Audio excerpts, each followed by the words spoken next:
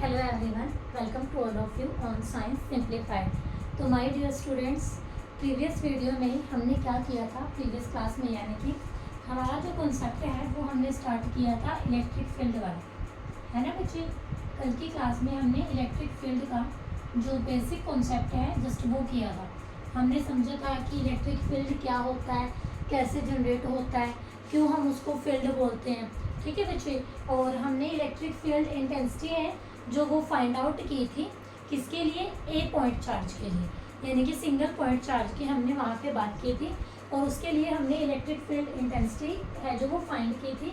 मैं आपको यहाँ पे रिवाइज करवा देती हूँ एक बारी। उसकी जो वैल्यू है वो हमने क्या, फॉर्मूला हमारा क्या बनता है वहाँ पे, F upon Q note. F हमारे पास था force for a given charge और क्यू नोट हमारे पास वहाँ पे था टेस्ट चार्ज, जो हमने वहाँ पर छोटा सा चार्ज है वो लिया था, ठीक है बच्चे। और अगर यहाँ से इसके यूनिट की बात करते हैं हम, तो यूनिट क्या होंगे हमारे पास, फोर्स के लिए आपके न्यूटन और चार्ज है जो आपका हम कूलम में लेते हैं, तो न्यूटन पर कूलम, ठीक है जी। ये हमने बता दिया था यहाँ पे कि ये हमारे पास यूनिट होते हैं। और जो आपका इलेक्ट्रिक फील्ड होता है इसकी जो डायरेक्शन होती है वो अलोंग द फोर्स होती है, ठीक है बच्चे। फिर जब हमने उसको वेक्टर फॉर्म में लिखा था, इलेक्ट्रिक फील्ड इंटेंसिटी जब हमने फाइंड आउट कर ली थी, फिर हमने उसको वेक्टर फॉर्म में रिप्रेजेंट किया था, है ना। वेक्टर फॉर्म में हमने जब उसको रिप्रेजेंट किया था तो हमारे पास क्या था,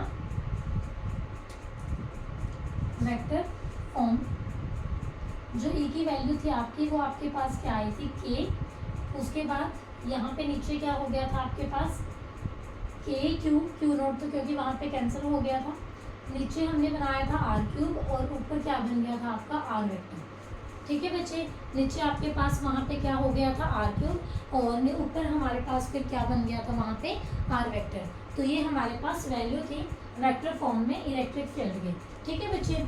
आज हमने क्या करना है, ये जो हमारा इलेक्ट्रिक फील्ड इंटेंसिटी है जिसको हमने वेक्टर फॉर्म में लिखा, आज हम इसको कॉम्पोनेंट फॉर्म में लिखना सीखेंगे। ये भी इम्पोर्टेंट है क्योंकि कई बार न्यूमेरिकल आ जाते हैं, फिर वहाँ से आपको प्रॉब्लम आएगी अगर कॉम्पोनेंट फॉर्म का आपको नहीं पता, ठीक है बच्चे। फर्स्ट ऑफ ऑल तो कॉम्पोनेंट फॉर्म का मीनिंग क्या है, कॉम्पोनेंट का मीनिंग क्या है कि जैसे हम कार्टेशियन फॉर्म लेते हैं एक्स वाई जेड कोऑर्डिनेट के अलोंग उसको डिफाइन करते होते हैं गिवन पोजीशन वेक्टर को, तो इसी तरह से हमने ई वेक्टर को डिफाइन करना है, ठीक है बच्चे। ई वेक्टर को हमने एक्स वाई जेड कोऑर्डिनेट के टर्म में क्या करना है, डिफाइन करना है। तो इसके लिए हम जो गिवन हमारे दो वेक्टर है यहाँ पे R vector and E vector, तो पहले हम इनको डिफाइन कर लेते हैं। तो अगर मैं ई वेक्टर की बात करूँ, हमारे पास ई वेक्टर क्या होगा वेक्टर फॉर्म में, अलोंग कंपोनेंट फॉर्म की अगर बात करूँ अलोंग कार्टेशियन, तो ये आपका क्या होगा, ई एक्स आई कैप, क्योंकि देखो हमारे पास ऐसे होता है बच्चे, X axis Y axis Z axis.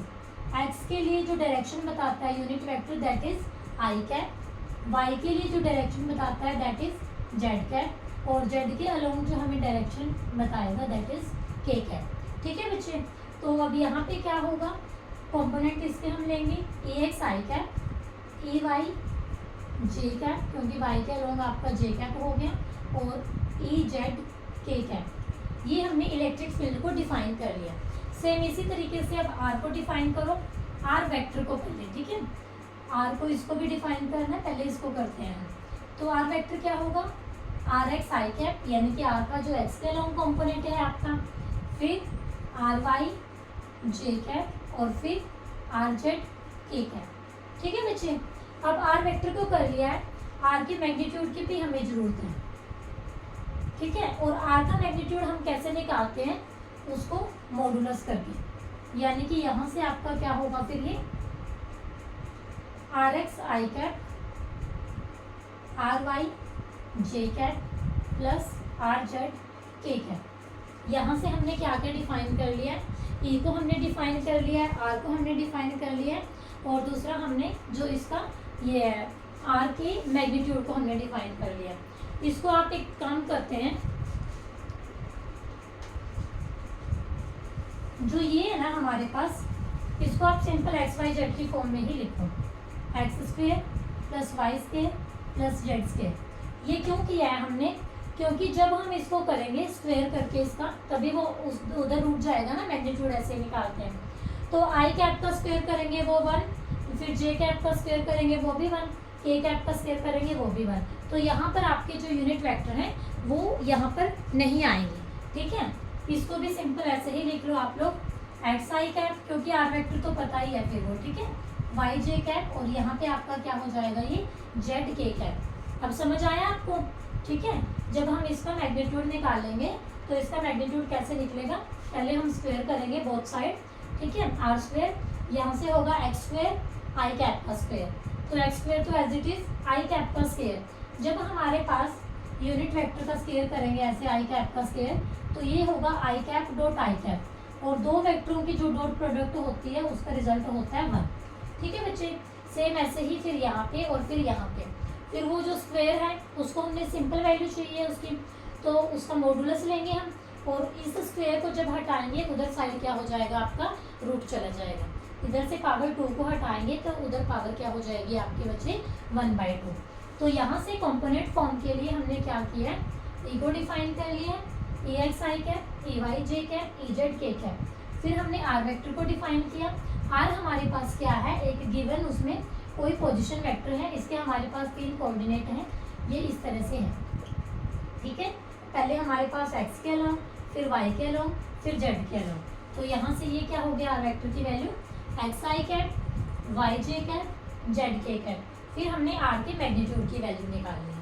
बस यहाँ तक ही था टॉपिक। अब इसकी वैल्यूज को पुट करना है, ठीक है। मतलब मेन बात यही थी टॉपिक में समझने की कि वैल्यूज कैसे लेनी है। तो पुट करते हैं, देखो ई की पुट कर दो पहले, ई एक्स आई कैप। आपने क्या करना है, मैं एक बार लिख देती हूँ, इक्वेशन 1 2 3 4। आपने यहाँ पे क्या करना है बच्चे, पुट करना आपने 2 3 4 को इसमें इन 1, ठीक है बच्चे। अब समझ आ गया होगा क्या करना है। जो इक्वेशन 2 है, जो इक्वेशन 3 है एंड जो इक्वेशन आपकी 4 है, उसको आपने 1 में पुट करना है। तो हम पुट करते हैं, ए वेक्टर की जगह पे ये रख दो आप लोग, यहाँ पे ए x I cap, A Y J cap, A Z K cap, ठीक है बच्चे। ये आपका एज इट इज लिख दो के क्यूब वाला। उसके बाद आर क्यूब की जगह पे आप लोग यहाँ पे क्या लिखोगे, under root X square plus Y square plus Z square, और क्यूब है तो 3 पावर इंटू ऊपर क्या आएगा, आर वेक्टर की जगह पे आपका x I cap plus Y J cap plus Z K cap. अब यहाँ से एक स्टेप और करना है। अभी देखो यहाँ अंडर रूट का मीनिंग क्या है, 1/2 पावर, और ब्रैकेट के ऊपर एक और पावर क्या है, 3 है, ठीक है। पावर की जो पावर होती है क्या हो जाती है बच्चे, अगर बेस सेम होता है पावर की पावर आपकी मल्टीप्लाई हो जाती है। तो यहाँ पे जैसे ये ऐसे दे रखा है 1/2 और फिर उसके ऊपर है पावर 3, तो 1/2 की और 3 की मल्टीप्लाई होगी, तो यहाँ से आपका क्या आएगा, ये 3/2 क्या आएगा बच्चे, यहाँ से आपका 3/2। तो यहाँ पे हम इस स्टेप को अभी लिखेंगे जस्ट।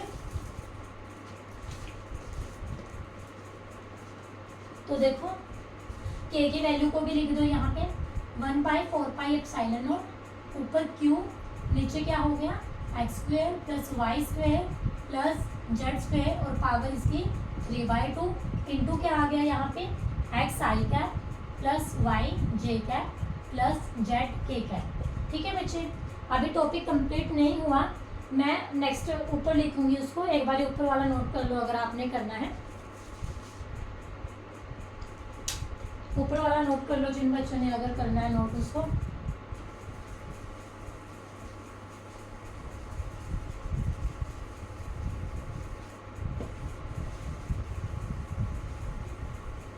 ये फॉर्मूला तो जरूर रखना पड़ेगा, इसमें ही पुट किया ना, मैं इसको साइड में लिख देती हूँ। यहाँ से स्टार्ट किया था, K Q R cube into R vector. अभी देखो बच्चे यहाँ पे क्या करना है, कंपेयर करना है, कंपेयर करके ही कंपोनेंट लिखेंगे। तो यहाँ पे है जो आपका ये एक पूरा कांस्टेंट कंसीडर कर लो, ये जो इतनी है इसको एक के कैपिटल के है जो कंसीडर कर लेते हैं।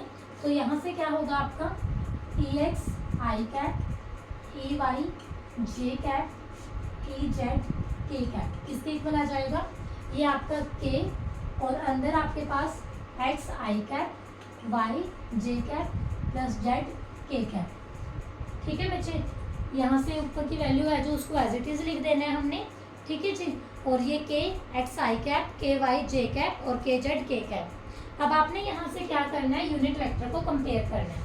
यूनिट वेक्टर मतलब आई कैप के जो आगे यहाँ पे है, आई कैप के जो आगे यहाँ पे है, जे कैप के जो आगे यहाँ पे है आपका, फिर जे कैप के जो आगे यहाँ पे है, इस तरह से, ठीक है।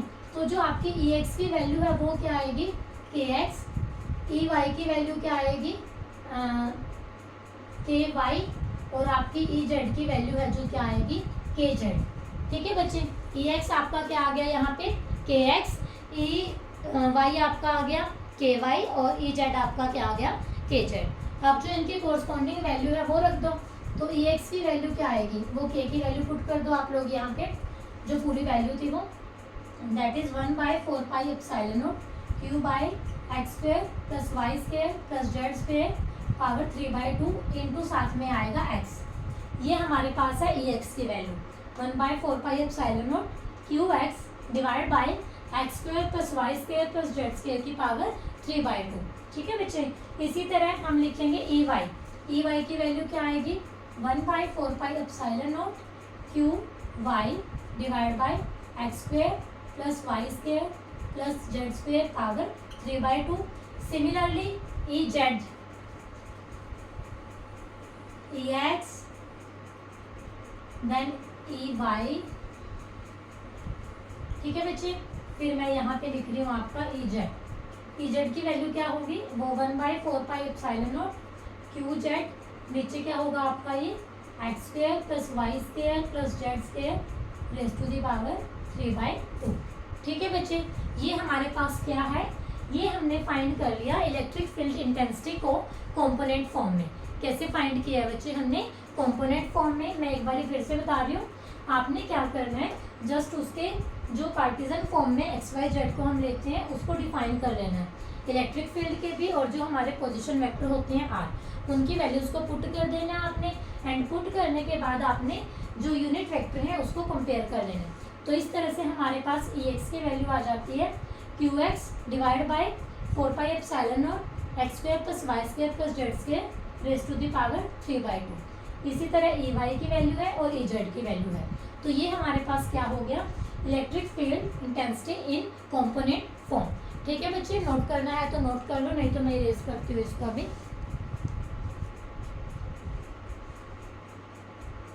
नेक्स्ट जो टॉपिक हम करेंगे that is electric lines of force. ठीक है जी, इलेक्ट्रिक फील्ड हम पढ़ रहे हैं तो हमें ये भी पता होना चाहिए कि वो जो इलेक्ट्रिक फील्ड होता है उसका जो पाथ होता है वो कैसे डिफाइन होता है। ठीक है बच्चे, तो इसीलिए इलेक्ट्रिक लाइंस ऑफ फोर्स है जो, और उसकी प्रॉपर्टीज।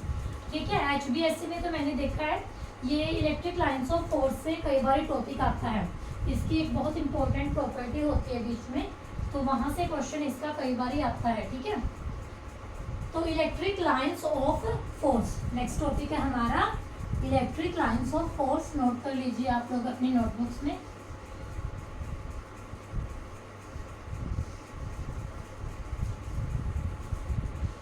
नेक्स्ट जो हमारा टॉपिक है बच्चे दैट इज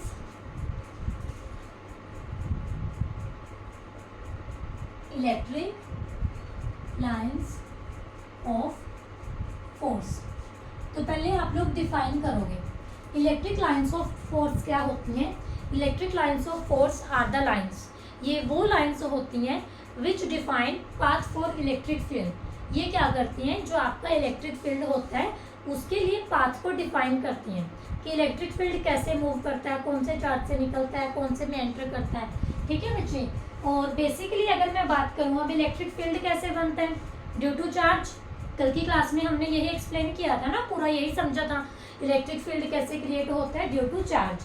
तो हमारे पास कंक्लूजन क्या होगा, इलेक्ट्रिक लाइंस ऑफ फोर्स किसका पाथ डिफाइन करती हैं, पाथ ऑफ चार्ज। किसका पाथ डिफाइन करती है, ये हमारे पास पाथ ऑफ चार्ज। तो इलेक्ट्रिक लाइंस ऑफ फोर्स को अगर आप डिफाइन करोगे तो कैसे डिफाइन करोगे, electric lines of force gives us the path for movement of positive charge, for movement of positive charge. ठीक है बच्चे, तो इलेक्ट्रिक लाइंस ऑफ फोर्स की डेफिनेशन आप लोग लिख लोगे या लिखूँ ये भी मैं बोर्ड पे, मैं बोल देती हूँ एक बार फिर से लिख लेना आप लोग। Electric lines of force may be defined as the path followed by a free positive charge. Path followed by free positive charge that may be, जो पाथ है आपका वो स्ट्रेट भी हो सकता है और जो पाथ है आपका वो कर्व भी हो सकता है, दैट मे बी स्ट्रेट और कर्व। जैसे ये आपका कोई चार्ज पार्टिकल है, ये पाथ ऐसे भी हो सकता है जो इलेक्ट्रिक फील्ड का होता है, या फिर वो जो पाथ है आपका इस तरह से कर्व भी हो सकता है, ठीक है, और जो ऐसे टेंजेंट लेते हैं फिर वो उसकी डायरेक्शन बताता है। ठीक है बच्चे, अब हम वन बाय वन बात करेंगे अलग अलग चार्जेस को लेके, ठीक है। जैसे पहले हम पॉइंट चार्ज की बात करते हैं यहाँ पे कि पॉइंट चार्ज के लिए हमारे पास क्या होता है, ठीक है जी। फिर हम पेयर ऑफ चार्जेस की बात करेंगे। तो सबसे पहले अगर मैं बात करती हूँ पॉइंट चार्ज की, हेडिंग बना के लिख लो first, due to a point charge, due to a point charge. अब चार्ज जो हमारे पास दो टाइप का होता है, पॉजिटिव चार्ज होता है, नेगेटिव चार्ज होता है। कल की क्लास में भी हमने ये बात की थी कि हमारा जो पॉजिटिव चार्ज होता है तो जो उसकी लाइंस ऑफ फोर्स होती हैं वो रेडियली आउटवर्ड होती हैं। तो पॉजिटिव से कैसे होगा, ऐसे रेडियली आउटवर्ड, इस तरह होगा ना। और पॉइंट चार्ज के लिए अगर शेप की बात करें तो ये कैसी शेप बन जाती है, इसका मतलब वो स्फेरिकल बन गई ना, इसकी जो सिमेट्री है, ठीक है बच्चे। इसी तरह नेगेटिव चार्ज, नेगेटिव चार्ज के लिए भी हमने कॉन्सेप्ट है जो पढ़ा था कल, सिर्फ पॉजिटिव चार्ज की तो नहीं बात की थी हमने, वहाँ पे नेगेटिव चार्ज का भी कॉन्सेप्ट पढ़ा था। तो हमारे पास जो नेगेटिव चार्ज के लिए होती है लाइंस ऑफ फोर्स क्या करती हैं, टुवार्ड्स द चार्ज, ठीक है, चार्ज की तरफ आती है इस तरीके से। तो ये मैं सिर्फ अभी पॉइंट चार्ज की ही बात कर रही हूँ, एक्सटेंडेड चार्ज की बात नहीं कर रही यहाँ से। तो ये हमारे पास क्या होगी, electric field lines for point charge. किसके लिए, पहले हमने बात कर ली यहाँ पे पॉजिटिव के लिए और फिर हमने बात कर ली है यहाँ से नेगेटिव के लिए। यहाँ से आप लिख सकते हो कि जब हमारे पास Q ग्रेटर देन 0 है तो हमारे पास जो इलेक्ट्रिक लाइंस ऑफ फोर्स हैं that will be radially outward, और जब हमारे पास जो Q है लेस देन 0 है, नेगेटिव का मीनिंग यही है ना, लेस देन 0, तो पाथ है जो उनका वो क्या होगा, कैसे होगा, रेडियली इनवर्ड। ठीक है बच्चे, लिख लो आप इसको, हाँ आपने ड्रॉ करनी है तो ड्रॉ कर लो। नेक्स्ट मैं बताती हूँ फिर आपको, due to pair of equal and unlike charge, ठीक है, due to pair of equal and unlike charge, मतलब वैसे तो चार्ज हमारे इक्वल है मैग्नीट्यूड में और फिर हैं वो अनइक्वल है, मतलब वो सेम नहीं है। क्या बोला है मैंने, दोबारा सुनो, due to pair of equal and unlike charges. ठीक है बच्चे, ये ध्यान से समझना, इंपॉर्टेंट है ये।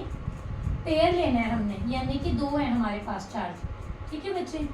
एक मेरे पास मान लो यहाँ पे पॉजिटिव चार्ज है, दूसरा क्या है, नेगेटिव है, क्योंकि हमने बोला है अनलाइक, ठीक है जी। तो मैंने ले लिया एक पॉजिटिव एक नेगेटिव, वो इक्वल है, मैग्नीट्यूड उनका इक्वल है। तो अब इनके लिए हमने जो इलेक्ट्रिक लाइंस ऑफ फोर्स हैं वो ड्रॉ करनी है। तो पॉजिटिव के लिए अभी हम करके हटे हैं, ऐसे होते हैं ना, अब यहाँ तक तो आपको पता लग गया। अब नेगेटिव के लिए बात करते हैं, नेगेटिव में ऐसे एंटर करेंगे, लेकिन पेयर है, यहाँ पे दो हैं, सिर्फ यहीं तक नहीं होगी, इनका यहाँ पे भी तो डिफाइन करना पड़ेगा, तो कर दो डिफाइन, कर्व बनती जाएगी वो। तो यहाँ पे ऐसे, ये फिर ऐसे, इसी तरीके से यहाँ पे, ठीक है, स्ट्रेट लाइन होगी, स्ट्रेट होने के बाद थोड़ा सा ऐसे होगी, ये थोड़ा सा ऐसे होगी, फिर ये ऐसे होगी, फिर ऐसे होगी, ठीक है बच्चे। उसके बाद नेगेटिव के लिए ये इनवर्ड एंटर कर रही है, इनवर्ड, ठीक है, फिर इसका भी ऐसे ही बनेगा। अब यहाँ से ध्यान से देखो, ये लाइन जो मिली है, ये एरो नेगेटिव के लिए इनवर्ड है ना, अंदर की साइड है, और पॉजिटिव के लिए आउटवर्ड है। तो कोई एरो में हमारी वो कॉन्ट्राडिक्शन तो नहीं आ रही है कि ये एरो तो पॉजिटिव के लिए लगाया था और नेगेटिव के लिए गलत हो गया, नहीं होगा ये गलत बच्चे, ये लूप बनती है यहाँ पे, ठीक है। जब पेयर होता है तो इस तरह से लूप बनती है, ये भी ऐसे ही होगा, ये भी ऐसे ही होगा, यहाँ पे ये भी ऐसे ही होगा, ठीक है बच्चे। तो ये ज्योमेट्री बनती है हमारे पास जब इक्वल और अनलाइक चार्ज होते हैं। अब हम बात करते हैं सेकंड, हमारे पास क्या होता है जब इक्वल एंड लाइक चार्जेस होते हैं, इक्वल एंड लाइक चार्जेस होते हैं।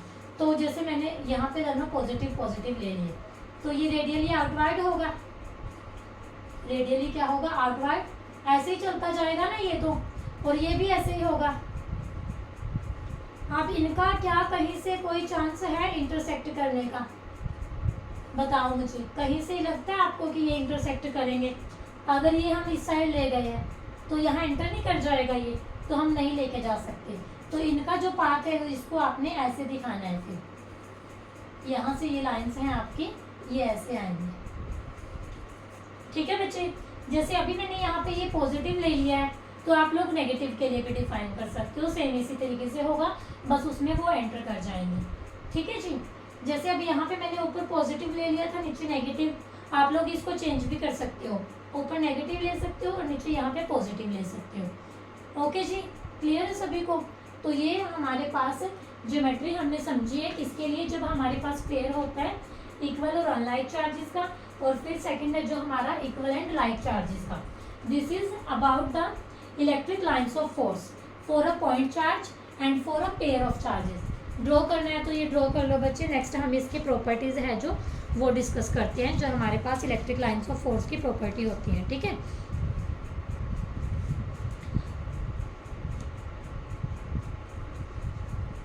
यहाँ से एक और बात लिख सकते हो आप कि यहाँ पे अट्रैक्शन होती है, ठीक है, और ये दूर जाते हैं, पता ही है वैसे तो, ये कितनी बार बता ली बात है, ठीक है जी। और अगर आपके पास यूनिफॉर्म इलेक्ट्रिक फील्ड हो इनकेस, फिर क्या कहोगे? ये तो इक्वल लाइक अनलाइक हमने ऐसे बात कर ली। तो यूनिफॉर्म के केस में जो आपकी इलेक्ट्रिक फील्ड लाइंस हैं बच्चे, वो पैरेलल होती हैं, ध्यान रखना, ठीक है।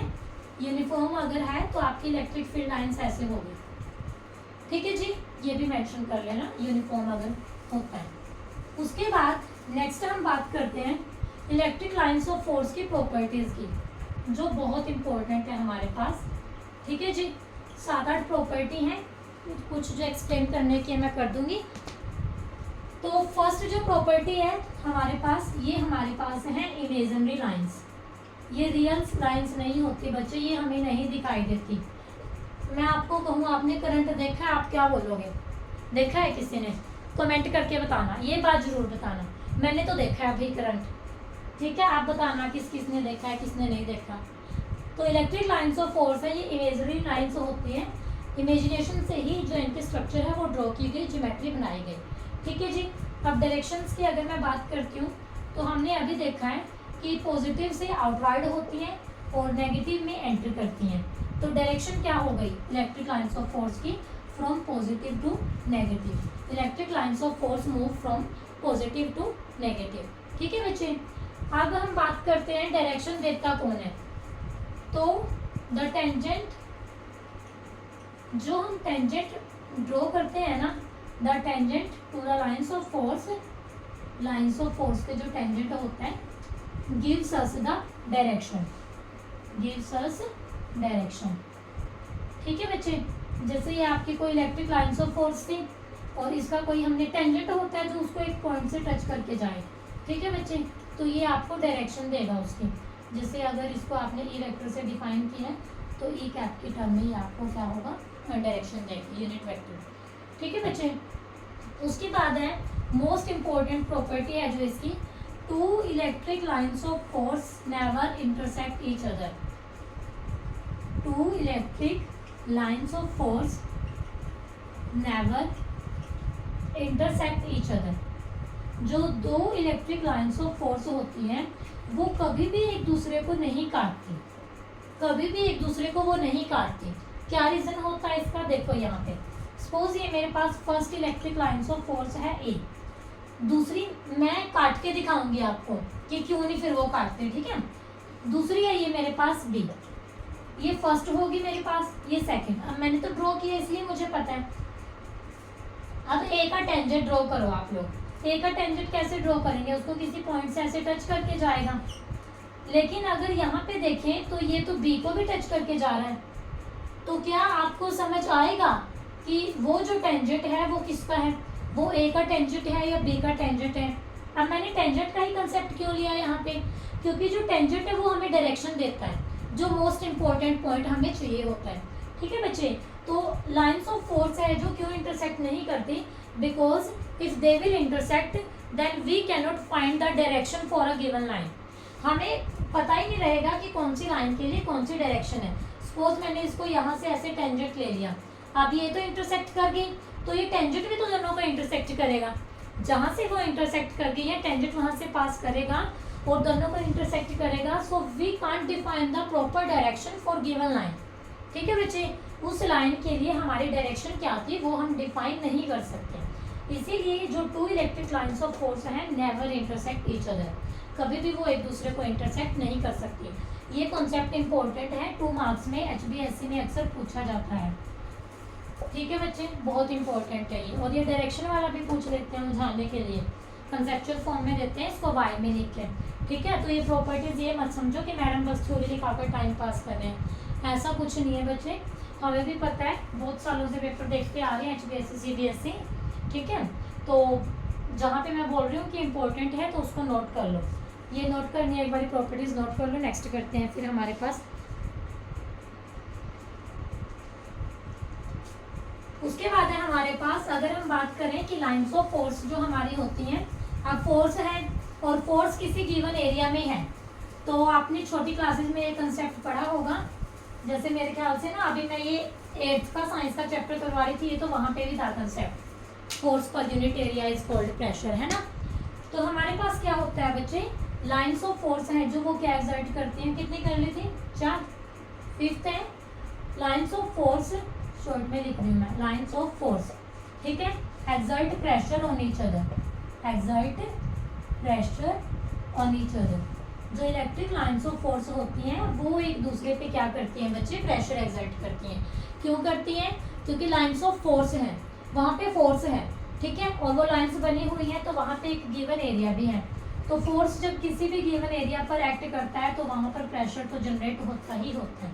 ठीक है जी, उसके बाद नेक्स्ट है हमारे पास, जैसे ये लाइन्स ऑफ फोर्स हैं ये बहुत क्लोज है, तो क्लोज हैं अगर बहुत पास पास हैं तो जो स्ट्रेंथ होगी आपकी इलेक्ट्रिक फील्ड की वो भी क्या होगी, स्ट्रॉन्ग होगी, यानी कि वो ज़्यादा होगी।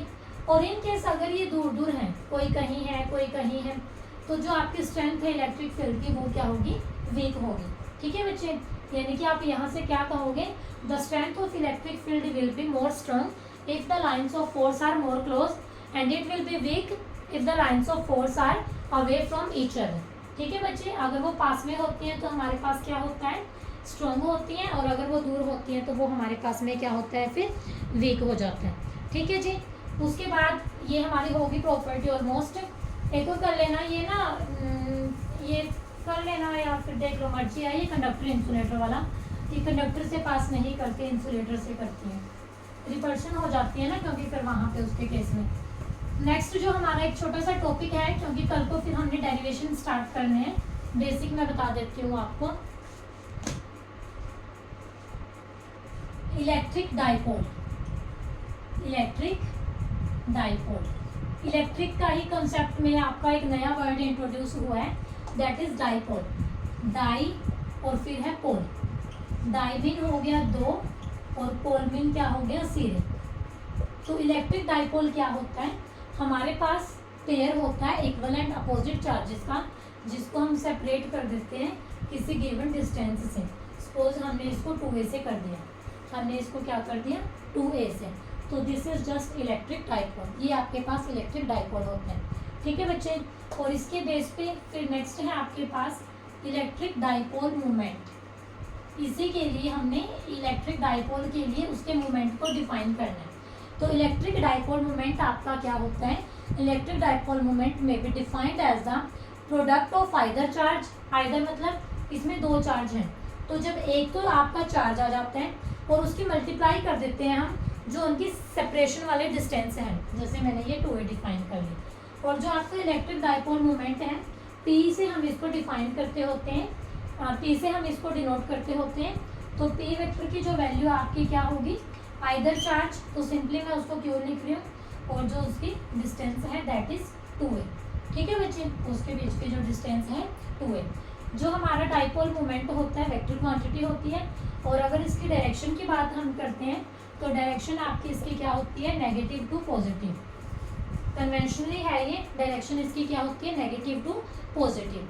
ठीक है बच्चे, वैसे तो क्या होता है, जो इलेक्ट्रिक डाइपोल मोमेंट है इलेक्ट्रिक फील्ड के अलोंग मूव करता है, ठीक है, लेकिन ये लाइंस ऑफ फोर्स के अपोजिट अलाइनमेंट होती है। ठीक है जी, लाइंस ऑफ फोर्स आपकी पॉजिटिव टू नेगेटिव है, अपोजिट अलाइनमेंट होती है, तो ये आपका क्या हो जाएगा, नेगेटिव टू पॉजिटिव। अगर यूनिट्स की बात करते हैं तो यूनिट क्या होंगे इसके, चार्ज के लिए कूलम, डिस्टेंस के लिए मीटर। ठीक है बच्चे, एक होता है हमारे पास डायमेंशन फॉर्मूला, 11th क्लास में सीख के आए थे ना, तो डायमेंशन फॉर्मूला कर सकते हो आप इसका डिफाइन, निकालना एक बारी जरा, 10-20 सेकंड दे रही हूँ मैं आपको।